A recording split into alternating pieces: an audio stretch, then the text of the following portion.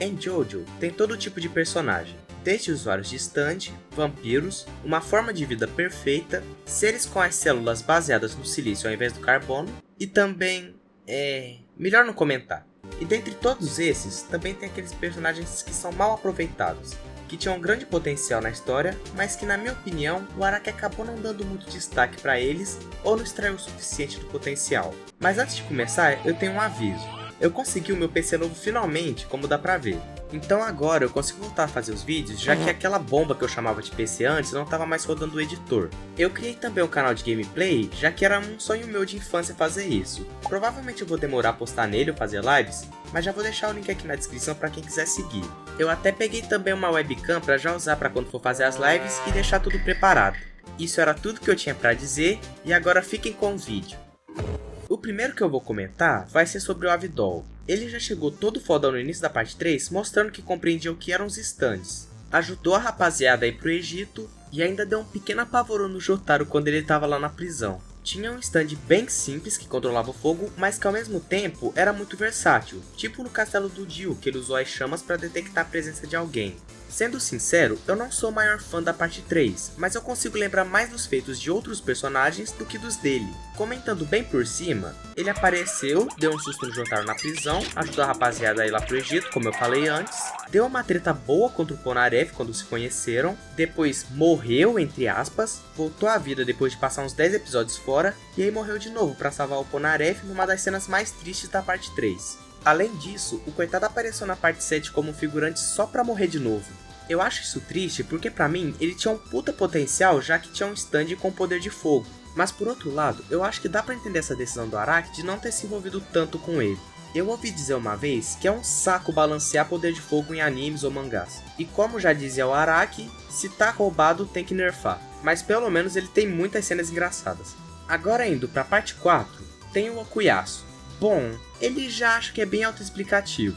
Ele tem um stand muito quebrado que é só dar um tapa que ele pode apagar qualquer coisa no espaço na frente dele, como o Cream do Vanilla Ice. Mas em troca disso, o coitado é burro que só a porra, então é meio difícil dele aproveitar totalmente o potencial do stand dele. Mas sendo sincero, eu coloquei ele nessa lista porque é mais um consentimento da comunidade que ele é um personagem mal aproveitado por conta disso. Mas particularmente, eu enxergo essa burrice dele mais como um traço de personalidade. Então, pensando dessa forma, na minha opinião, ele cumpre o seu papel. Eu enxergo isso mais como uma liberdade criativa do Araki. E não foi algo jogado na história, ele é assim desde o começo. Por isso, pra mim, ele vai ser o menos pior dessa lista. Na parte 5, não tem muito mistério. O Fugo e a Trish são sem dúvida os mais mal aproveitados da história. Falando primeiro do Fugo, o passado dele é bem sinistro, ele tem seus surtos de raiva e um stand muito roubado que combina perfeitamente com a personalidade dele. São coisas que poderiam ter sido mais exploradas durante a parte 5,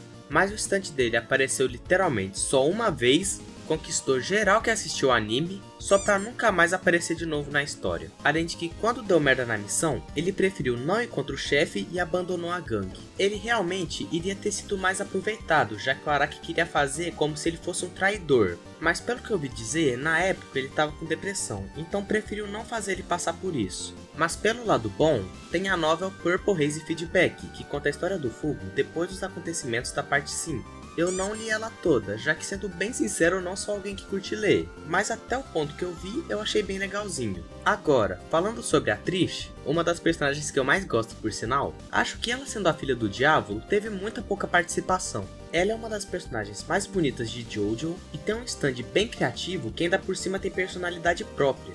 Antes da Spice Girl ter aparecido, tudo bem a Trish ter ficado mais na dela, o objetivo era proteger ela a todo custo. Mas mesmo depois da batalha no avião contra o Notorious Big, uma luta muito foda por sinal, ela ainda continua meio apagada. A coitada tem meia dúzia de falas por episódio. Ok, talvez eu tenha exagerado um pouquinho, mas deu pra entender o que eu quis dizer. Agora é a vez da minha Jobro favorita, a Hermes Costello. Mas então, por que ela não teria sido aproveitada? Bem, Mesmo que ela tenha uma personalidade forte, um background foda pra ela estar na Green Dolphin Street e usando muito bem o stand mesmo tendo acabado de despertar, ela sofreu um pouco da mesma coisa que aconteceu com a Vidal. Depois da luta dela contra o Sports Max, que arrancou uma tampa da cabeça dela, ela só aparece de novo quando a Jolene tá pra escapar da prisão. E é um período que eu queria muito ter visto mais dela e que ela tivesse mais participação, já que pra mim ela é uma das melhores personagens, foi uma das poucas que não tratou mal a Jolene no começo e além de ser muito engraçada e explosiva, ela sabe ser séria nos momentos que precisa. Agora é a vez do Sandman,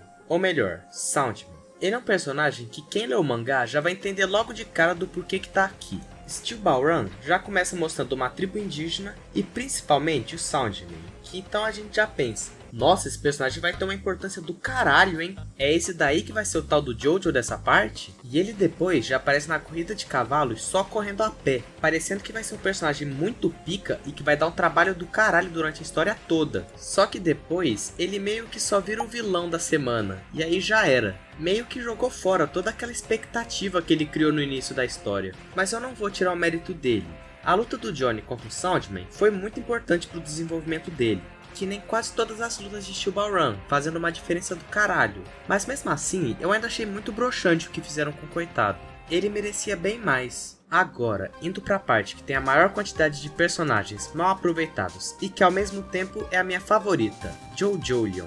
Pra começar, primeiro a gente tem as duas filhas da família Higashikata, a Daya e a Hato. Basicamente, são duas personagens recorrentes que só tiveram destaque em um arco pra nunca mais. O que também foi o caso da Carreira. Por ser a contraparte da Yukako, eu tava esperando que ela aparecesse mais. Foi por conta dela que o Josuke descobriu sobre a sua parte do Josefumi. Mas sendo contraparte da Yukako, eu queria muito que ela tivesse tido alguma interação de frente com a Yasuko por ela ser o Koichi desse universo. Ia ser bem divertido ver as duas juntas e saber o que rolaria. E agora, falando da que na minha opinião é a melhor mãe de Jojo. A Kato Higashikata também entra nessa lista. Comparado com os outros que apareceram, eu acho que ela que foi mais bem aproveitada. Só que ela passou boa parte da história fora, já que estava presa. Por isso que eu diria que ela não teve 100% do seu potencial aproveitado. Mas fora isso, eu realmente acho muito lindo o carinho que ela tem pelo seu filho Jobim. E agora por último, a rainha dessa lista, a que foi mais mal aproveitada na minha opinião. A Kei Nijimura. Sinceramente, eu fico muito triste pelo que aconteceu com ela. A mulher era irmã do Kira, que era simplesmente uma das partes do Josuke. E depois de ter aquela cena toda emocionante dela mostrando pra ele que ele era duas pessoas fundidas, que ela estava infiltrada na casa dos Higashikatas, ela simplesmente desaparece. A gente só vê ela trabalhando lá sem falar uma palavra. E isso até o final da parte, onde ela finalmente aparece pra ter relevância de novo. Só que até lá são quase 100 capítulos.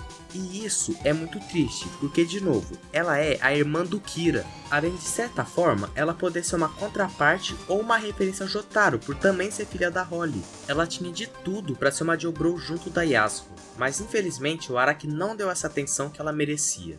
E então, esses foram os personagens que de certa forma foram desperdiçados na história.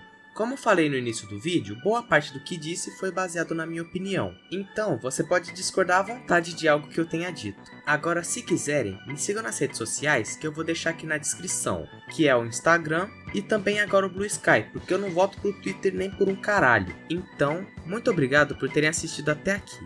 Agora até o próximo vídeo. Cuidado com a pica, mano. Fimose já é garantida, mano. Cuidado onde você pisa, mano. Pode ser uma vagina, mano. 10 da manhã tem esperma na virilha. Bichosa eu tenho fobia, mano. É como minha avó dizia, mano. Pra que ter pica, seu filho da bundinha. No bafão de carniça.